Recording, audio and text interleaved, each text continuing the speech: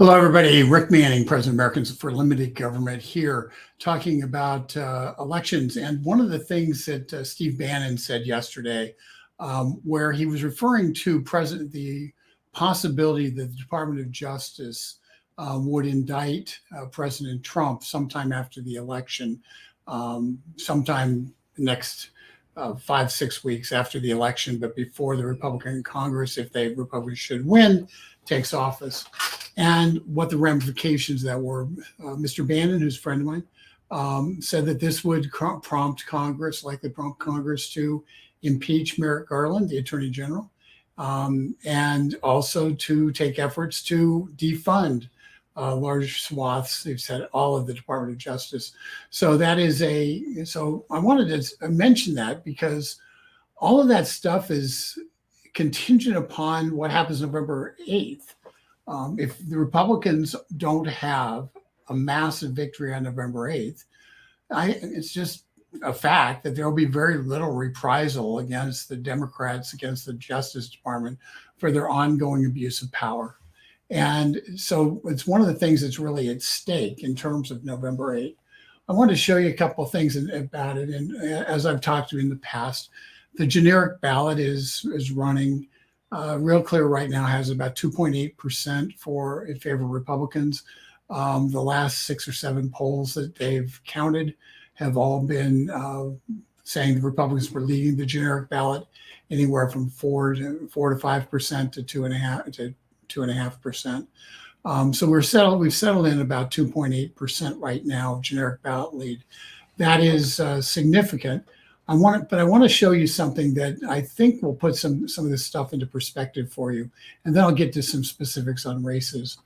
A lot of people wonder how do pollsters figure out who's going to vote and who's not going to vote, because you have registered voter polls and you have likely voter polls, and obviously what matters in a poll is who actually shows up and vote. Of the people who go out and say, I support this candidate or that candidate, I support the Republicans, support the Democrats, I support the Libertarians, which of those people are going to vote? Because that's really where a lot of the art is in polling. And I'm going to show you something that was in I think the Wall Street Journal. No, this is Pew Research. Pew Research did this, and it shows something very simple. It shows the voter turnout rate, how it increased sharply across racial and ethnic groups during the 2018 midterm over the 2014 midterm. Now, I'm just going to read you these numbers since it's kind of hard to see on the screen. White turnout in 2014 was 45.8%. In 2018, it was 57.85%. Remember, in 2014, the Republicans won a significant victory in the House of Representatives. And in 2018, Nancy Pelosi was returned to the speakership in 2018. So you had an increase basically of white turnout of about 12%, a little less than 12%. Black turnout went from 40.6% to 51.4%. That's almost 10%, more than a 10% jump in black turnout. Why that matters is because blacks overwhelmingly vote for Democrats.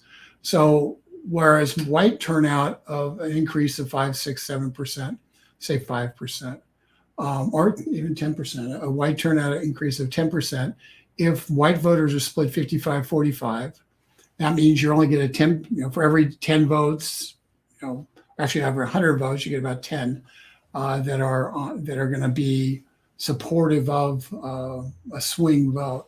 And so you need to have a massive more turnout when there's a close split in a racial group. Whereas with blacks, since it's about 90-10 split, 88-12 split, you really are looking at, for every 10 votes cast, 8 of those votes are going to the Democrat. And so even though the black population is significantly lower than the white population, a jump in turnout by 1.5% or 10.5% represents a huge shift of votes towards the Democrats. Similarly, you had Hispanic votes going from 20.27% up to 40.4%. Hispanics voted about 14% differential. So you have that's the how voters turned out in the previous elections. Now let's look at what the one of the polls show. This was from the Wall Street Journal poll that just came out. It's a registered voter poll, not a likely voter poll. So I'm not going to spend a lot of time talking about the polling numbers. Just suffice it to say, the Republicans are up by 3 in the generic ballot. It's sort of the same, but being a registered voter poll, it includes a lot of people who aren't going to vote, quite frankly, and gives them equal weight to people who are going to vote. And as a result, it's kind of a lazy poll for this time of year. And quite honestly, traditionally would understate Republican support based on it being a registered voter poll.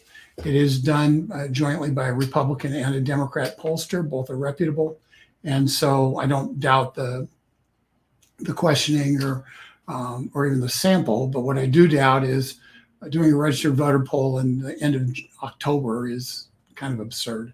But nonetheless, the Wall Street Journal poll, it shows Republicans are leading. It shows there's going to be a red wave. But here's the interesting part that I wanted to bring your attention, because part of this is to try to kind of help you guys think creatively and think about how these polls are done. They asked a question: how motivated are you to vote in the November 2022 election on a scale of 1 to 10, where 1 means you're not at all motivated and 10 means you're extremely motivated? So let's just take the 10s, okay? White voters are supposedly, in this registered voter poll, about over 80% are enthusiastic to vote. Now, you remember in 2018, it didn't pop above 55%. So are all 80% of those white voters going to vote? No, they're not. If they did, that would match presidential levels. African-American voters are sitting there at 68%. Hispanic voters are 64%. So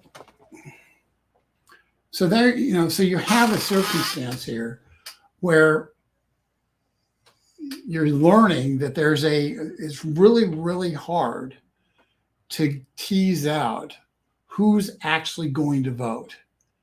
Who's actually going to vote?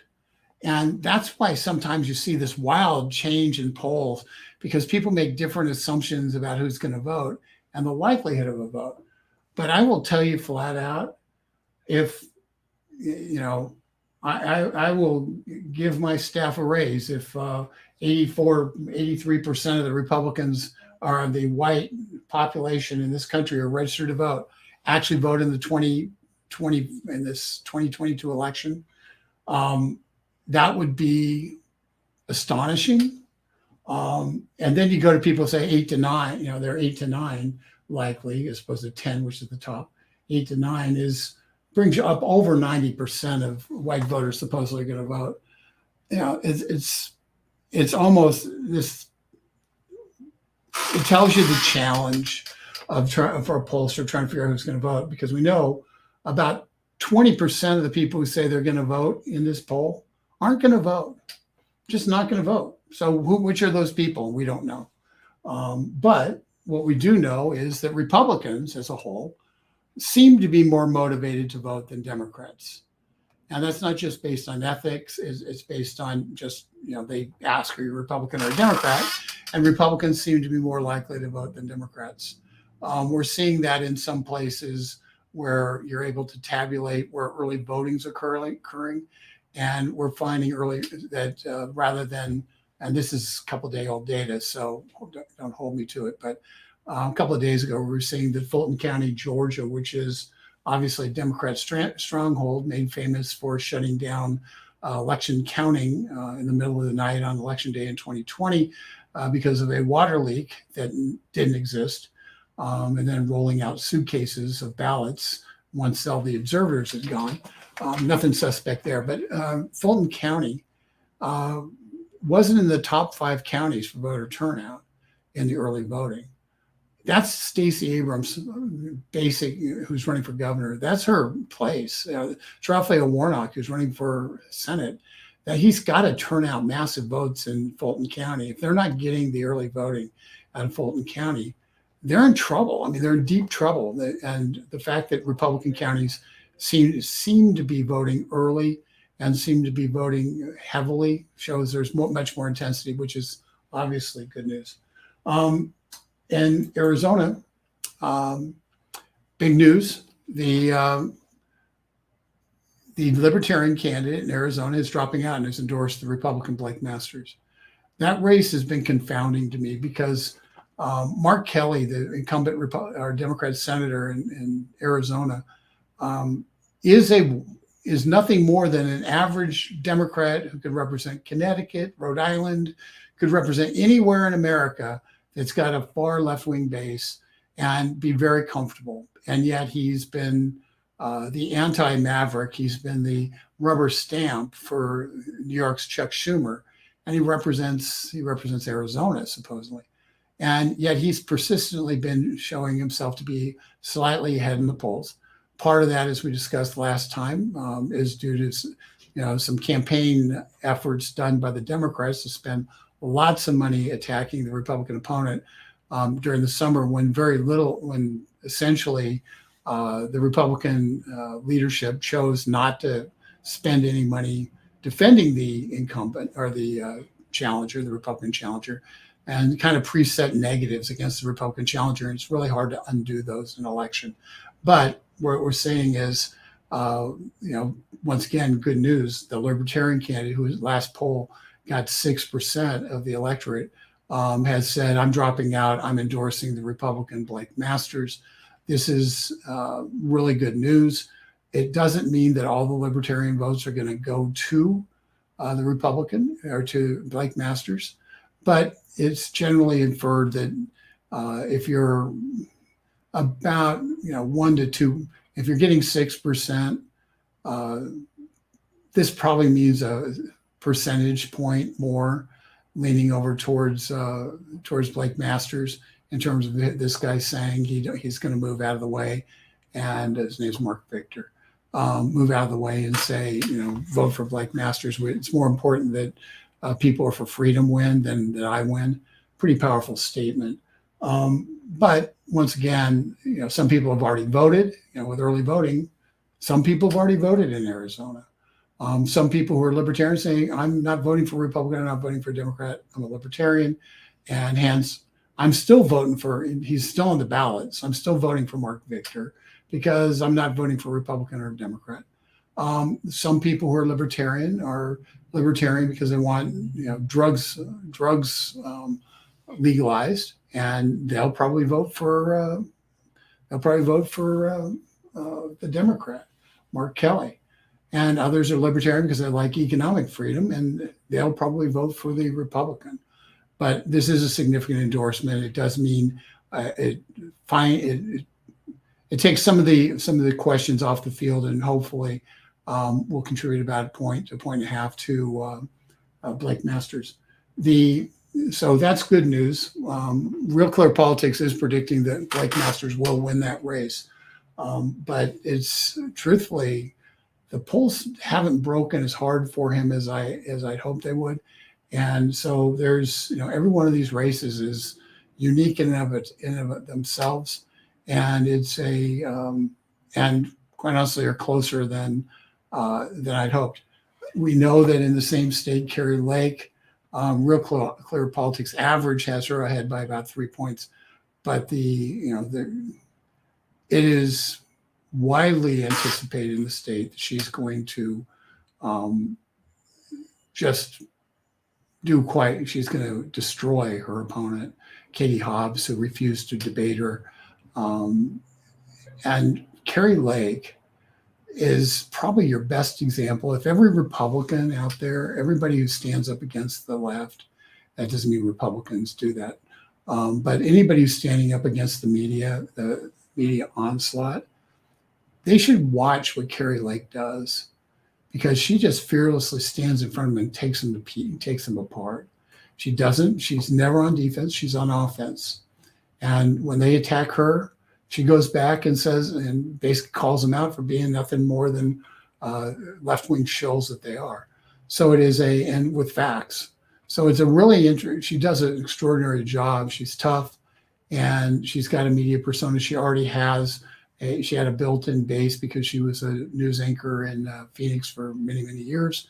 And so really turning out to be a phenomenal candidate who is completely unafraid. And the one thing the left and the media in particular, if they see any fear, they're going to tear at you like sharks. And Carrie Lake gives it back to them and kind of creates a. I actually saw somebody talking about how Carrie Lake bullies the media and how the media has to be strong to stand up to her. Isn't that funny? Say Carrie Lake, she bullies the media. Poor media. Don't you feel bad for them? There's a couple of other things I want to point out. And I'm going to Oregon just because it's an interesting state to me. I did a gubernatorial race a long, long time ago in Oregon. Oregon has all mail-in ballots, so the ballots were mailed a couple of weeks ago, actually, and so they've been voting all along. What we see in terms of the voting is a pretty significant. There's three candidates in the race. There's a Republican, a Democrat, and an independent, and the independent has been both a Republican and a Democrat in the past. And she was very well funded early on in the campaign. Phil Knight from Nike, for instance, gave her a lot of money early in the campaign. To tell you how the campaign's going, Phil Knight has thrown money into the Republican campaign, about $1 million into the Republican campaign just to cover his bases. So so Drazen is ahead according to this. And once again, the interesting thing is a lot of the ballots have already been cast in Oregon. And it's one of those weird things that when people are casting ballots, we saw this in 2020, when people are casting ballots early, they're basically saying, there's nothing that you can say to convince me of anything other than how I'm going to vote. And so one of the tricks in a campaign is to figure out who's voting early, and if you can't chronicle it, you can't find it from the registrars of voters, it's not published. And then so you can narrow the people you're talking to down to the people who are really undecided. And so when you have long-term voting that's by mail, you have a means that you should be able to figure out the people who are voting and who are not voting, and be able to then narrow your audience dramatically. And if you're not using just broadcast TV, you should be able to be smart about your targeting. But Drazen is ahead. People I know in Oregon expect her to win. So that would be a takeover in of a governor's mansion in Oregon, which quite honestly is pretty shocking for a lot of people. Not for me though. I'm going to look at Nevada as well. You'll note I say Nevada. That's how people out west call it. It's not Nevada, it's Nevada. But in Nevada, Steve Sisolak, who's the governor of Nevada, shut down the Las Vegas, Clark County for a year. Wouldn't allow NASCAR races to be run at the Las Vegas Speedway. Was basically did real harm to the casino industry, which is the lifeblood of the state and in Las Vegas. And now Sisolak is running, and he doesn't have some of the unions who used to support him are basically sitting on their hands in Clark County because they were put out of work. And so Sisolak is running against a guy named Lombardo. Lombardo is the Clark County sheriff, so he's a proven vote getter in the biggest jurisdiction in the state, Clark County, which is where Las Vegas is. And Lombardo is showing that he is up in this race by about 1.5 points. When you look at this same race, the Senate race in Nevada, which would be a Republican pickup, one that people didn't really have on their radar screen a year and a half ago, you see Adam Laxalt, who's the current Attorney General of the state, so he has won statewide races, is up just slightly up on the Democrat. And so although the last two polls show the Democrat up, Laxalt has Laxalt's not going to run behind Lombardo.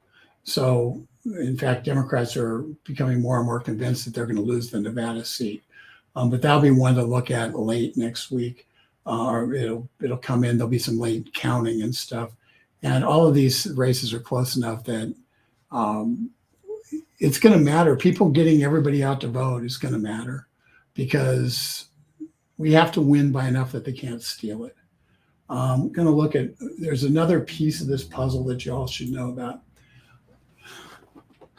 You can learn a lot about how the various committees, the Republican Congressional Committee, the Democrat Congressional Committee, how they react, what do they do? The Democrat Congressional Committee about 3 weeks ago started pulling money from races that were marginal Democrat seats, lean Democrat seats, and putting them into races where they're trying to defend incumbents who were in more solid Democrat districts.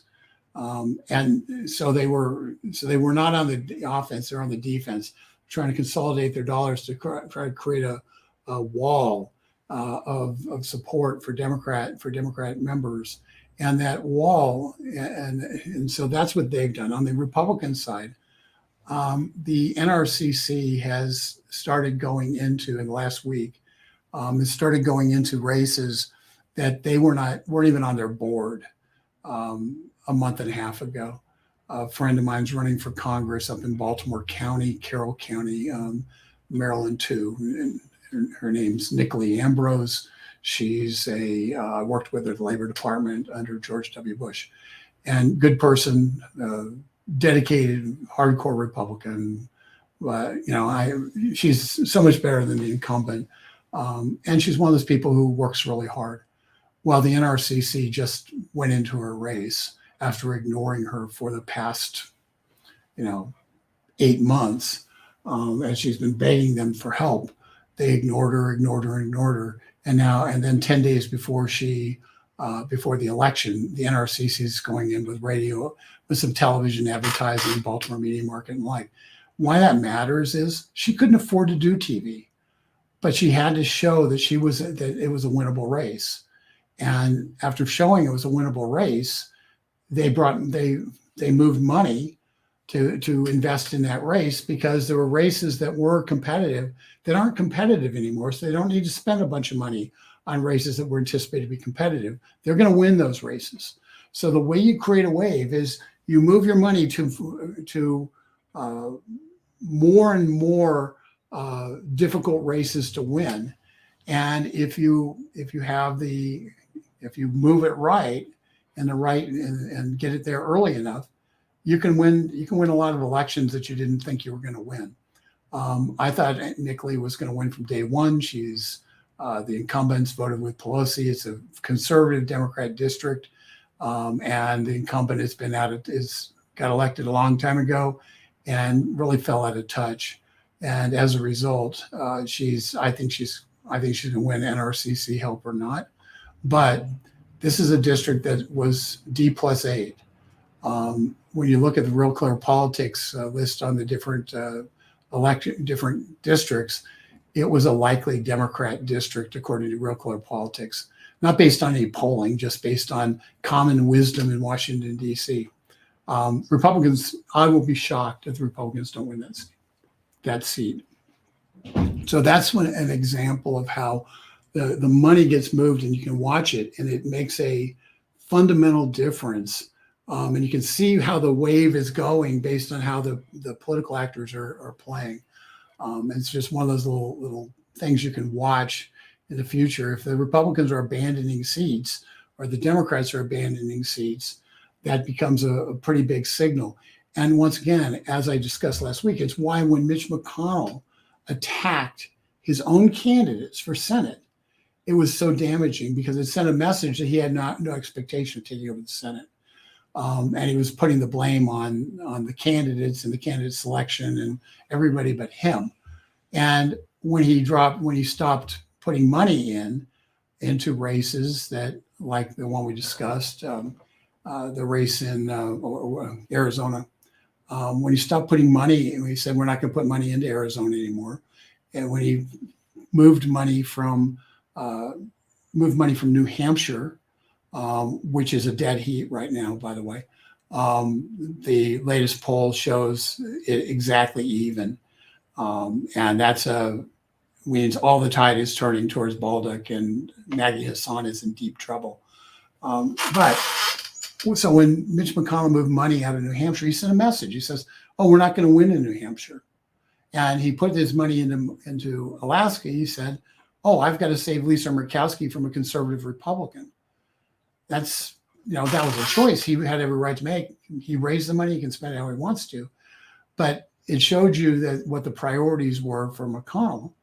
And it's why political people all reacted to it, why it was so important that Senator Rick Scott, who's the head of the National Republican Senatorial Committee, I'm using a lot of names here, but moved money into New Hampshire to fill the void, because most of these races can't afford to, they don't raise 10, 15, 20 million bucks. It's the leadership PACs that do. It's the National Republican Senatorial Committee that does, that raises hundreds of millions of dollars that they then allocate to the battlefield where they think the battle is most likely to be won, in terms of, as opposed to just you invest in races that you win 60-40, you wasted your money. The objective is to invest in races where you're going to win them 51-49, 55-45. You're going to move those races from even to a hard, strong win, or from slightly behind to winning the race. And so that's why Rick Scott's efforts at NRSC in New Hampshire are really making a difference. And quite honestly, why Mitch McConnell abandoning that field was has to be pretty distressing for a lot of the people who vote for him for majority leader in the Republican conference. So that's kind of what's happening. I'm going to take this thing down because you don't need to see it anymore. So when Steve Bannon says there's going to be investigations, there's a Department of Justice that can be held accountable. Folks, the only way Department of Justice can be held accountable is if we get to 55 in the Senate. We have to also have about a 40-vote majority in the House. We have to get to about 245 in the House in terms of number of Republicans. Right now, there's 212. So that's a 38 Republican jump. If we can get to 250, even better, because there's going to be a lot of people who get elected who don't want to deal with Department of Justice, who don't want to go back and relitigate stuff, don't want to hold people accountable for the abuse. And I understand that. But if nobody's held accountable, then what disincentive is there for them to do it again and continue doing it? So Steve Bannon is right. There should be accountability, but the only way there will be is if we have such an overwhelming wave that the Republicans do not lose a single seat that they currently hold, and they pick up 3, 4, 5 seats. And the 5 seats they're most likely to pick up are Arizona, Nevada, New Hampshire, it's 3. There's Pennsylvania, Georgia is 4, and the 5th one has to be a wild card that people aren't talking about. There's money being put into Connecticut, for instance, against Blumenthal. And the fact that Connecticut is a competitive state right now tells you everything you need to know. And they're concerned about Blumenthal supporting the green agenda and effectively them freezing, because there are a lot of people in Connecticut are dependent upon heating oil. They're dependent, inflation hits there too. So those are the things that happen. And I'm going to get to when we sent this thing out, we talked about suburban women walking away from the Democratic Party. Ultimately, suburban women, particularly single suburban women, have been trending towards the Democrats for a long time. Some used to be that Republicans won married women, Republicans lost single women, and Republicans lost divorced women, divorced unmarried women. So you have that was kind of the breakout. Over the last couple of years, the Republicans have done more and more poorly with women as a whole. And so you have a because of inflation, because of crime, you have almost a return to kind of normal voting patterns. The I'm going to just I want to look at this one again because, and then I'll let you go. I'm going to read this to you because you can't read it on there, unfortunately. This is from the Wall Street Journal poll, and they reported what some people were saying.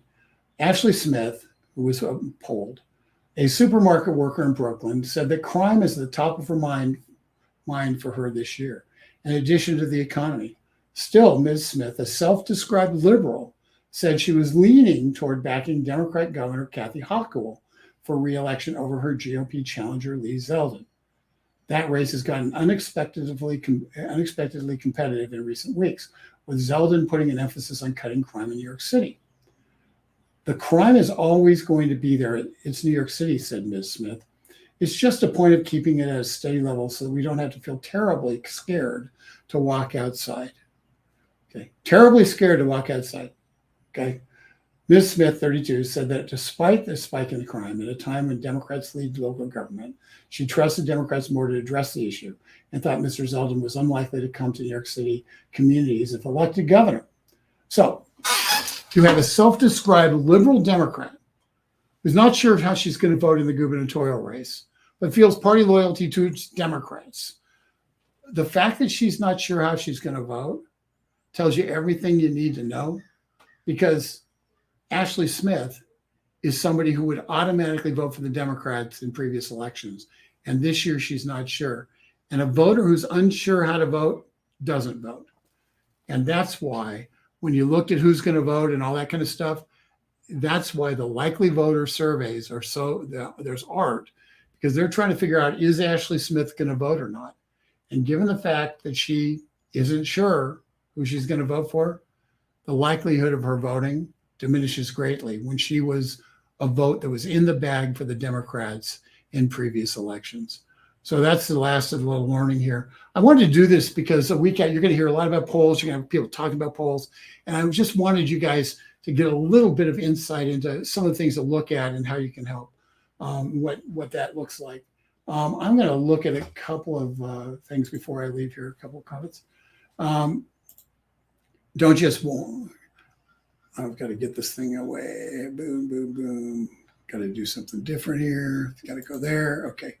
Marcy Faye Kaplan Payne, don't just walk away from the Democratic Party run.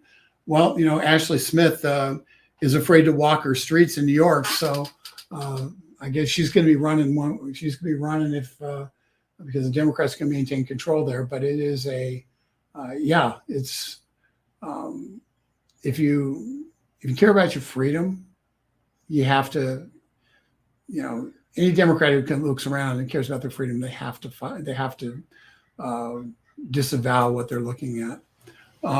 If 10,000 Russians crossing the Ukraine border is an invasion, then why isn't the 2 million people crossing the American southern border not called an invasion? It's not called an invasion because the political party in power is in fact encouraging them to come. That is the answer. Maybe the economy has been an issue, but this is over the top.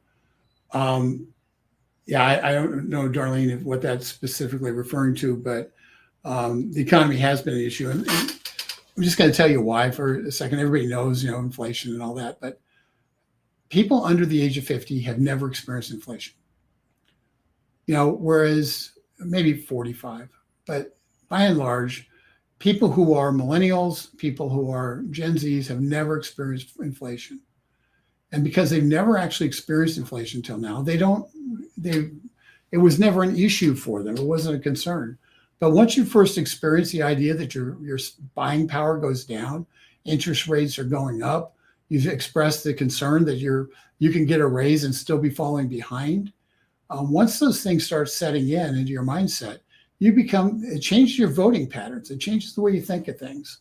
And that's one of the big effects that the Biden inflation has had, is it's focused people on how government spending has a real impact on your pocketbook. And as a result, they are much more likely then to vote their pocketbook, which means voting against the government continuing spending at the record levels they have been. Peggy Geller already voted all Republicans. Democrats are ruining our country and states. Peggy, good job. Thank you for voting.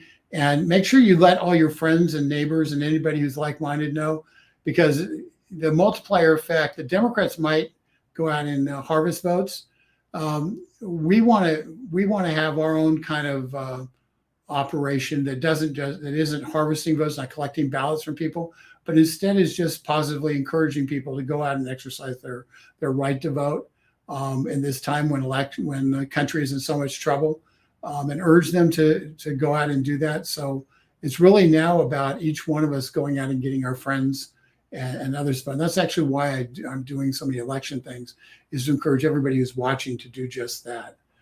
Because ultimately, we're going to win elections based on people who vote, who didn't plan to vote, but are in your Rolodex, who are in your contact list. Rolodex, no term, sorry.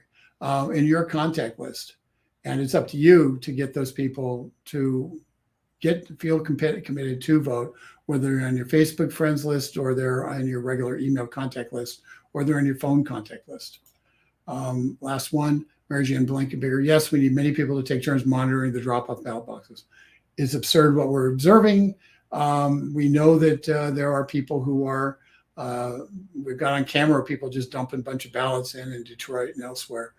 But folks, do not get, if it's not too late for you to contact your local party and say, or candidate and say, how can I help in election integrity? How can I help between now and election day? And they will give you things to do. So if you feel so inclined, that would encourage you to do that. We're 7 days out. We are 1 weekend out. So dedicate a day this weekend to making certain that saving America, and that would be worth doing. And with that, I'm going to let you all go. I appreciate everybody who turned in and stuck with us here. It's understanding polling matters, and understanding, kind of just to kind of dissemble what's going on. We'll be talking more about the election, and I believe I'm going to be on with Conservative Commandos on AUN TV and on the various radio stations and online on election night, but I'll let you all know how that all works. And with that, I'm going to sign off. Thank you for tuning in. This is Rick Manning, Americans for Limited Government.